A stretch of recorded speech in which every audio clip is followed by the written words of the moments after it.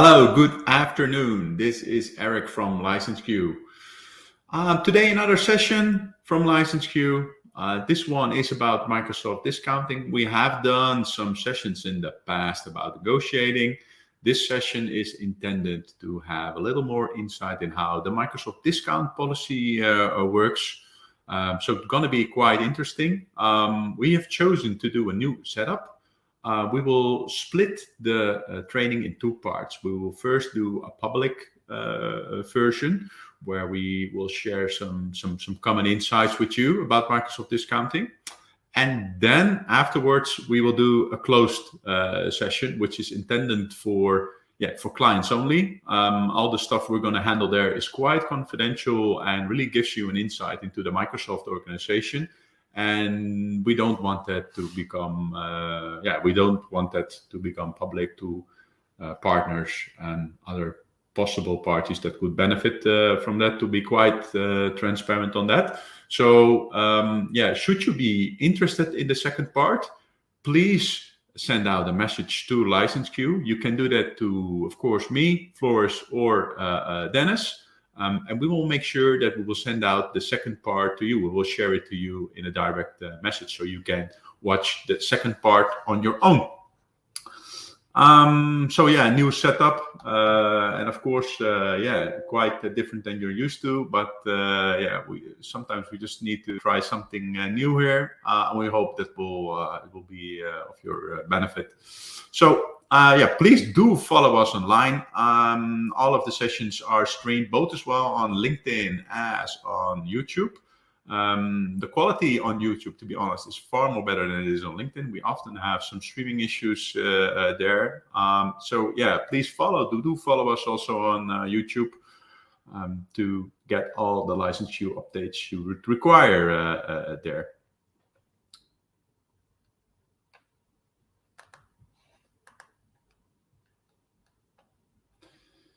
Yeah, Microsoft discount, unlike handling with either other software vendor, Microsoft does not apply very high level of discounts. If you handle with a party like SAP or Oracle, 80-90% discounts, it's all in the possibilities if you do good negotiations. In general, it's not possible within the Microsoft organization. So this presentation will give you insight into the Microsoft internal organization, how they work and how they internally determine if they should apply a discount for a client. So it could be very interesting for you to know that, because you then would be able to adjust your negotiation policy to that. And question what when I was starting at Microsoft, why does Microsoft give discounts? Why in general? Well, the answer is very basic. Microsoft only will provide you a discount if they want you to buy technology that you are not using yet, or if you are in a competitive situation with another vendor where they really want to win the deal, then they will do everything to win the deal. Of course, we can offer you unique insights in the Microsoft organization, and this presentation, especially the second part, will be all about it. Microsoft is a black box. It's a changing organization. It changes very rapidly. Because we lived and bred this in our time at Microsoft, we can help you with this. So, should you ever have a question, always feel free to reach out. So then we're gonna start with the training.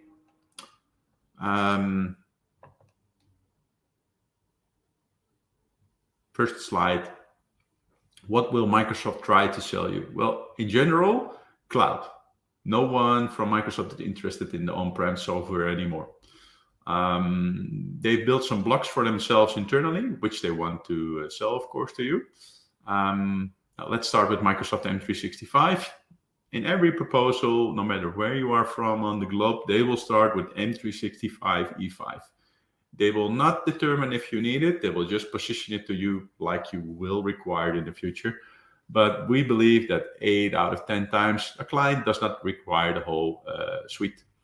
The same applies for Microsoft 365 Dynamics. So they always want to position that in their EA renewal as well. And something that's very hot and common nowadays is they want to push the Microsoft Power Platform, and they really have strategic goals because they want to get into your organization, not only from the IT part, but also from the operational part. And that's why they are investing heavily in selling the Microsoft Power Platform. And a market that's already becoming a bit saturated for Microsoft and is a bit difficult to negotiate nowadays is Microsoft Azure. So the main competition for Microsoft Azure is, of course, AWS. But we've seen, actually Microsoft winning the most compete situations in Europe. Not sure how it is for other parts of the world, to be honest. But in EMEA, we see that a lot of deals are being won by Microsoft when they are competing by AWS, because they have a different approach. AWS is often positioned from the technical perspective, and Microsoft is really approaching this always from a high CEO level, and trying to sell the value on top and let it drip down the organization instead of the other way around. So that's the main blocks that Microsoft will try to sell you. They will not try to talk about the solution. They just are presenting business cases. Words like digital transformation, a strategic partnership, that's always included in the proposal. And it's usually a very strong word that often does resemble on CEOs. Let's go to the next slide. So what will it try to sell you? Always M365 E5, or in this case, Office 365 E5. They will try to position that with any part of your organization. So you really should be aware that Microsoft will try to sell that, and they will do it probably through your CIO and then go down your organization instead of the other way around. And your always response should be that you're pushing back on it, unless you need it. But we feel that in 9 out of 10 cases, the M365 E5 suite is heavily overrated when it comes to a commercial discussion with Microsoft. So always push back, because in the end it will lead to lower discounts initially, but in the end you can benefit from a better cost of ownership.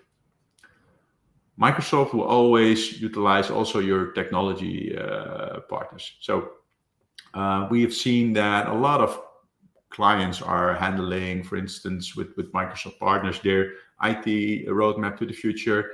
And that's always based on an M365 E5 offer. And we really challenge our clients to determine, do you really need that? So how can you counter such a way of working where your Microsoft partner is trying to push you to M365? Your internal organization thinks they need M365 E5. So we always say start very early with your enterprise agreement renewal, ideally 12 months upfront. Make your list of requirements to the future, because if you have that, you know what you need to buy, and then it makes your negotiation in a later stage difficult. Always assign also a single point of contact for your organization when you are handling your negotiations. And do not get caught in their approach, because they tend to talk with everyone within your organizations. Just make your, have an internal approach where you have your agreements with your internal organizations, and you have the escalation paths ready on both levels, both as well as internal for your own organization, but also to Microsoft. A little insight in how the Microsoft organization works. We see a lot of parties involved. It really depends on the type of client you are. So this approach you see here in the overview it's really intended for for the larger clients, the enterprise commercial clients, and also perhaps the governmental larger clients. So you see a lot of roles in the accounting where you have not only the account executive, but you also have the commercial executive who is leading your enterprise agreement renewal negotiation. And of course, there are a lot of roles attached to it as well. And everyone has his own compensation plan. So it's not like they are all having the same compensation plan. And that makes it very difficult to handle it, because if you are negotiating, it could be that with, for instance, you are pushing on N360 E5 to buy that, but instead you don't want to spend too much on Azure. Then you are affecting the target of the solution specialist Azure. So they will try to get more money within your organization. So you have all kinds of different roles, and all are trying to get as much money from your organization as they can. So you should always be aware of that in your approach. Why are we sharing this? If you know the Microsoft organization, you have an idea on which level you should escalate, because in the end, we feel that escalation will always lead to better agreements, if you have done your homework correctly, by the way. Very good to know how the organization works. This gives you a very short overview on how it works. The organization is in change, so there are things about to change that have been announced very recently. But we're gonna do that in the second part of the training, which will be available for clients only due to confidential reasons.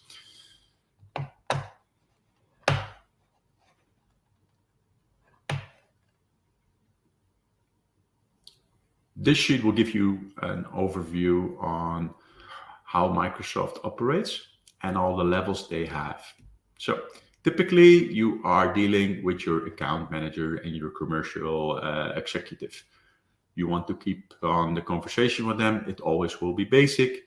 And in the end, if you are talking with the account manager and the commercial executive, you will not get the highest discount, that is for sure, because they are operating with the empowerment they have within the team. Very easy to escalate, to be honest, depending on the timing of your agreement and the consistency of your agreement. So timing is of the essence here. Then you have the middle management. So that are the managers of the account manager and the commercial executive. That is named the ATU lead and the commercial lead. That are the people who have all of the account managers in the team, and they have a higher level of target. And they typically do not want to have a touch base with clients. The reason why, escalation works within the Microsoft organization is that the target of an individual is like, let's say, just an average 1 million for one client. And if they overachieve with 1.2 million, it's 20% overachievement.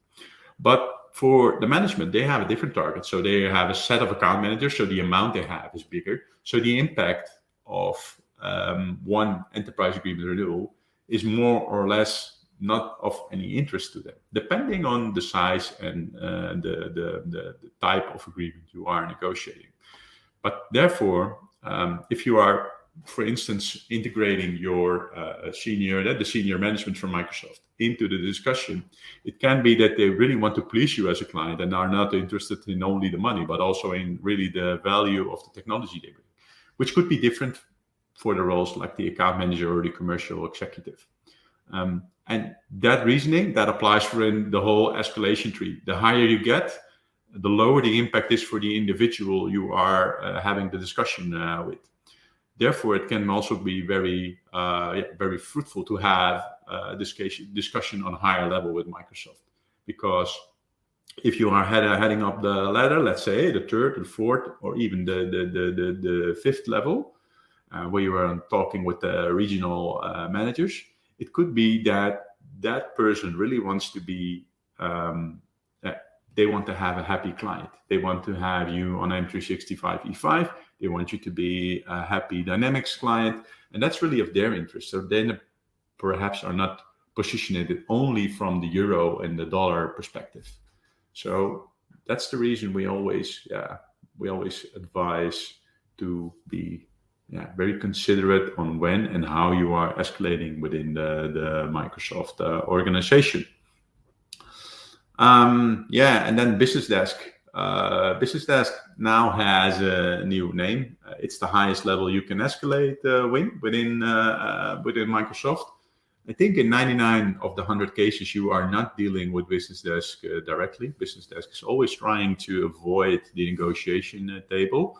And it's really an internal mechanism where they want to protect the sales from doing too creative stuff and giving higher discounts. They've recently renamed it, so it's now not known as the Business Desk, but it's known as the Deal Desk now. So new name for that internally. So should you ever hear that terminology, then you know that's the previous Business Desk.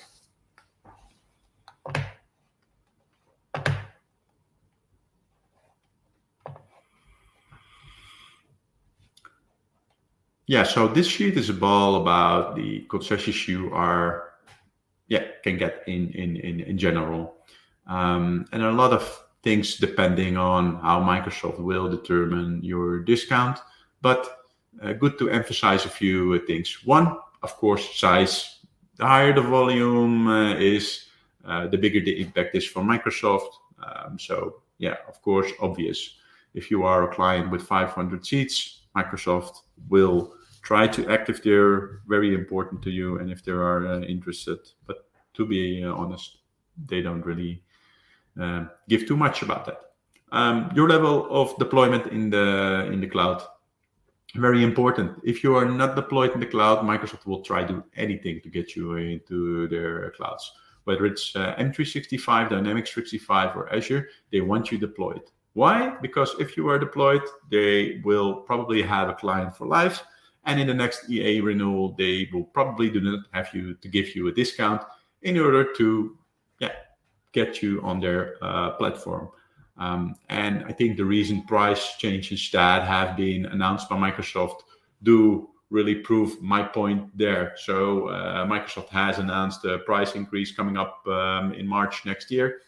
If you are a client that is deployed in the cloud fully, you have a tough negotiation coming up, knowing that the prices will can increase up to, let's say, 12.5%, 15%. What more can you negotiate? Flexibility, one that's very important. We see a lot of push towards lock-in situations. A lot of clients are getting a very nice carrot from Microsoft with a high discount on it, but in exchange, they want you to go for an enterprise-wide commitment for all users. And we really recommend our clients not to do that, because you cannot do a one-size-fits-all for most organizations. Most organizations are so diverse that they really need to consider applying multiple personas and profiles into the enterprise agreement. It really doesn't make sense to buy a one-size-fits-all for your company, even though the discount is high, even though the value of the technology is high. Be aware that if you just do pick and select on the actual requirements of your organization without any discounts, in the end, you will spend less than going for one size fits all. Price locks, something you can negotiate. And that's also the main characteristic of an enterprise agreement that's very appealing to me personally, is a price lock. So in a time where prices are about to rise, it's good to have some certainty about your price points. So if you are rolling out your enterprise agreement within your organization, be aware that the price locks you will negotiate are for 3 years. So very good to know that if you are signing up for your EA, the pricing applies for 3 years.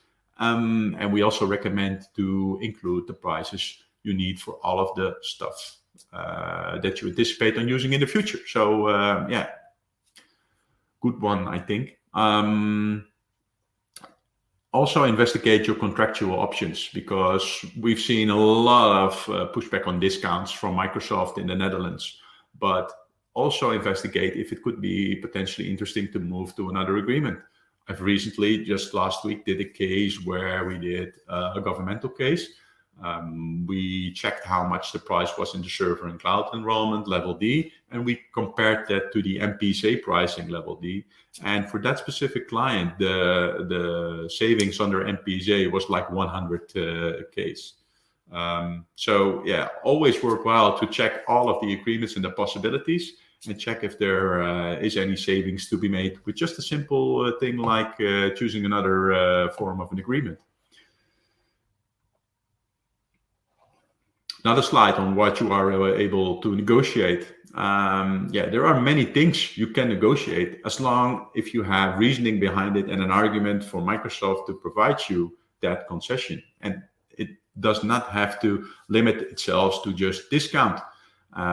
No item is too small and no item is too big. You can ask everything you want. The question is, will Microsoft grant it to you?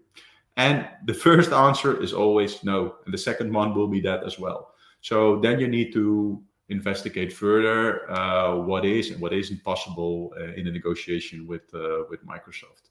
But be aware that the standard answer is always no. They will always point to the partner, to the contract. But we know for a fact that if you position things well, you are able to negotiate many things in a Microsoft Enterprise Agreement, as long as you are of substantial size and important to Microsoft. Yeah, and what always is important is to realize that, for instance, if you are in the governmental market, Microsoft is determining certain discount levels, and if they want to give you a discount, let's say a crazy discount, 60% on M365 E5, they need to be assured that that discount will not leak into other clients that are active in the governmental market. So they really want to avoid, getting a precedent there. Items that Microsoft do not want to grant, it's usually because it hurts their deal or their target. So in that kind of cases, you need to fight harder and escalate also. Another tip from our side, document everything. If Microsoft makes a claim or are making statements, document it for yourself on paper, and even send it to them in an email, because in a negotiation can be very long, and once you have started day one, sometimes it takes 3 months, 6 months, and you tend to forget what you started off with. And it's good to document everything in your negotiation.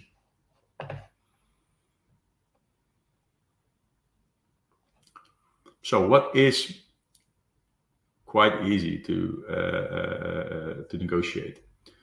Applicable law. So that used to be a difficult one. It used to be a deal desk, business desk decision. Nowadays, Microsoft can do that locally and determine if they want to apply that. First line workers exemption, very important one, because you do really want that for your organization. You want to have different profiles for your organization to do optimization and cost savings towards the future. First reply from Microsoft, they're always not too willing to do this because they know it will cost them money in the future. But again, emphasizing, if you keep pushing, you will probably get it. Contract extensions. Something that we see now, a tendency now, is they're changing from the 3-year model and they want to push to 3+2 or 5-year agreements even.